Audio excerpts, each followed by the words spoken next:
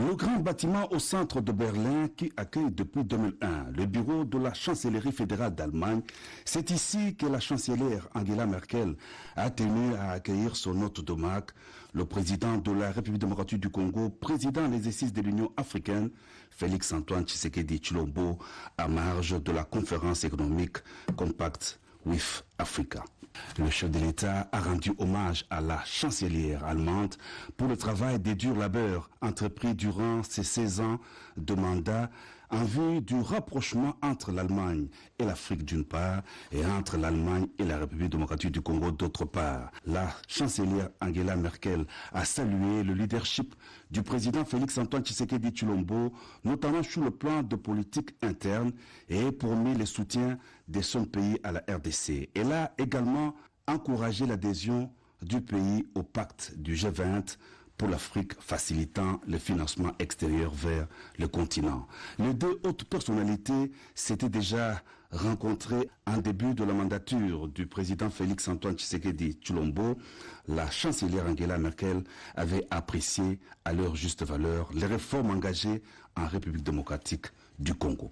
La journée de vendredi a commencé par la visite du président de la République à la Chambre allemande du commerce et de l'industrie. Peter Adrian, président de cette chambre, et président de SAFRI, une initiative du business allemand pour l'Afrique subsaharienne, ont organisé un déjeuner de travail à l'honneur du président de la République, avec qui ils ont échangé durant 1 heure sur les énormes potentialités de la RDC et les investissements au pays.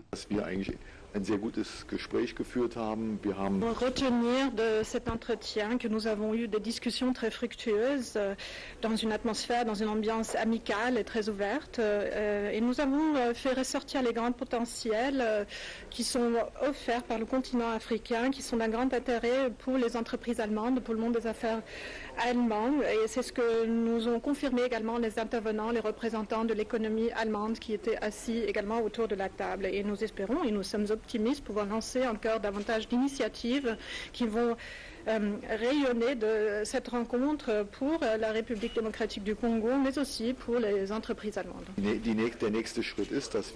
entreprises allemandes ont déjà lancé les premiers pas et nous ont montré également le potentiel pour cette coopération économique avec la RDC. Et les premières initiatives se sont montrées autour de la table. Je pense ici à de grands projets énergétiques sur le plan de l'énergie, mais aussi à des projets de fourniture, de livraison dans le secteur automobile.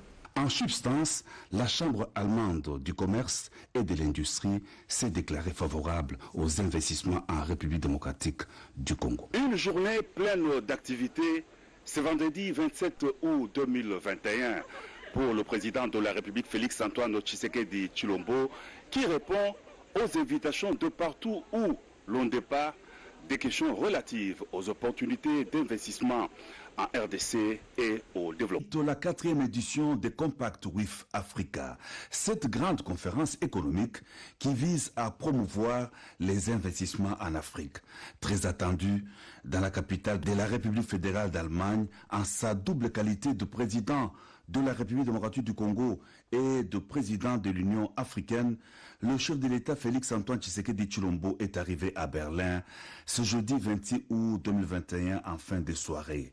Après l'accueil du président de la République à l'aéroport par des officiels allemands et congolais, le cortège présidentiel s'est ébranlé vers le centre-ville de Berlin. Compact with Africa se trouve être une belle opportunité pour la RDC et pour le continent de créer des plateformes devant réunir les investisseurs privés allemands et africains autour des projets intégrateurs. L'initiative est celle des États du G20 adoptée lors de la présidence en exercice de l'Allemagne en 2017 avec comme objectif attirer les investisseurs privés dans les États africains qui s'engagent à initier des réformes économiques. Les séjours du chef de l'État à Berlin prévoient également une rencontre bilatérale avec la chancelière allemande Angela Merkel et des échanges avec les patrons des grandes entreprises de la Chambre du commerce et de l'industrie allemande. À l'hôtel Kempinski de Berlin, la communauté congolaise d'Allemagne a bravé le froid de la nuit tardive pour ovationner le président de la République à son arrivée à Berlin.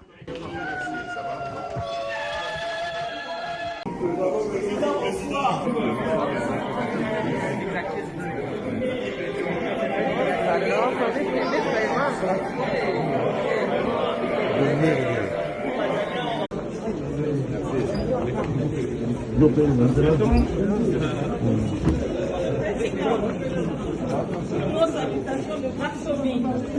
président. Papa qui a dit qu'il Nanzala. Bonjour président.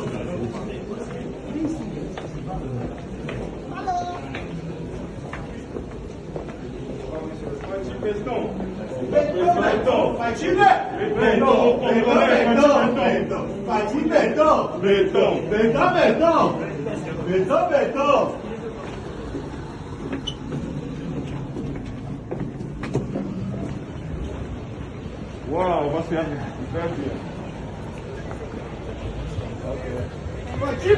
Béton, béton, béton, béton, béton, fati, fati, béton, béton, béton, béton, fati, fati, béton, béton, béton, béton, fati, fati, béton, béton, béton, béton, fati, fati, béton, béton, béton, béton, fati, fati, béton, béton, béton, béton, béton, béton, fati, fati, fati, fati, béton, béton, béton.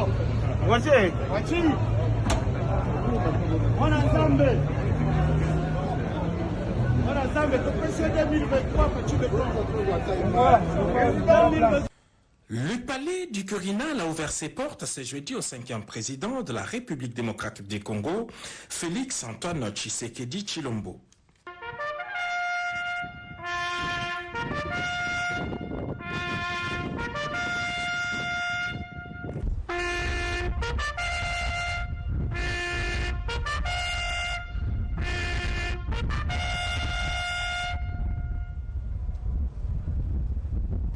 Comme le veut la tradition italienne, après ces cérémoniels d'accueil opérant Quirinal, les chefs de l'État a traversé les appartements napoléoniens pour la salle del Bronzino où l'attendait son homologue Sergio Mattarella. La rencontre entre les deux chefs d'État a été très conviviale, en présence des officiels de la République démocratique du Congo et leurs correspondants italiens. Dans un premier temps, le président Mattarella et son hôte de marque Félix Antoine Tshisekedi Tshilombo ont eu un entretien en tête-à-tête d'une demi-heure, assisté par les chefs de diplomatie des deux pays. Cette rencontre au sommet, la première du genre, fait suite à l'échange téléphonique entre les deux présidents après la disparition tragique intercongolaise de l'ambassadeur italien Luca Attanasio. Au sujet justement de cet incident malheureux, a-t-on appris dans les coulisses du Quirinal, les deux chefs d'État se sont mutuellement félicités pour le partage des informations liées à cet incident. Tout en déplorant cette disparition tragique du jeune diplomate, les deux parties ont indiqué que les relations bilatérales italo-congolaises vieilles de plusieurs siècles ne sont pas entachées, bien au contraire, elles doivent se raffermir davantage et tourner vers une coopération multisectorielle. Dans un second temps, les présidents Mattarella et Tshisekedi ont réaffirmé cette même volonté devant leurs collaborateurs respectifs réunis dans la salle d'église Pecci, la mythique salle de verre du palais Quirinal, dans une rencontre bilatérale. Attendu des nouveaux arômes en octobre prochain au sommet du G20, le président Félix Antoine Tshisekedi Tshilombo sera reçu cette fois par le chef du gouvernement italien.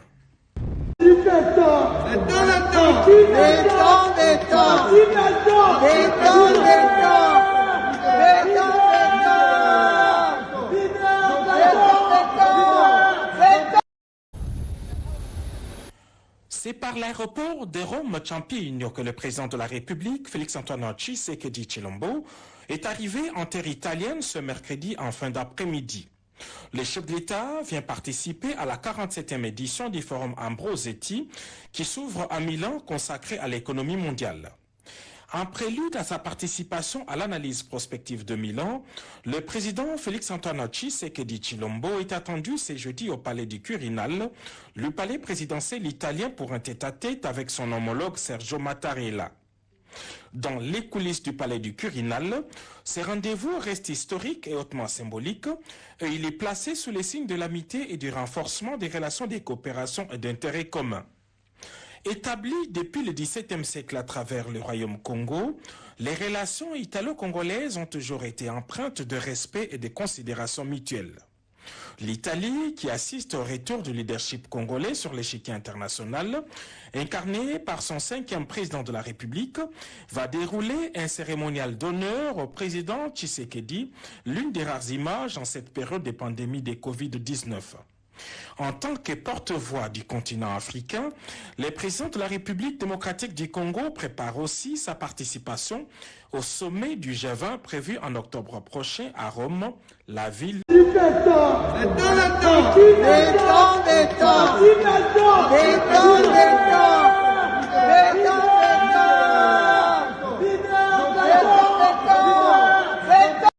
La RDC foule le sol turc.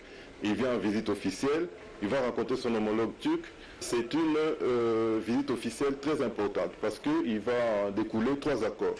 Il y aura un premier accord sur le tourisme, un deuxième accord qui sera signé sur la double imposition, la lutte contre la fraude, et puis il y aura un accord sur la protection réciproque des investissements. Ces 3 accords vont être implémentés par la suite, comme il est de bonne loi, par les hommes d'affaires de part et d'autre au pays, en RDC et ici même en Turquie. Investisseurs, nos hommes d'affaires congolais doivent s'appuyer sur ces accords. Et puis il y aura le tourisme qui a besoin de capitaux frais, qui a besoin de promotion. Voilà pourquoi il y a un deuxième accord sur ça. Donc dans tous les cas, il appartiendra aux hommes d'affaires, au gouvernement congolais et aux hommes d'affaires de se mettre ensemble pour implémenter ces accords, pour que ce ne soient pas des accords de plus, sans suite. Donc nous espérons qu'il y aura suivi.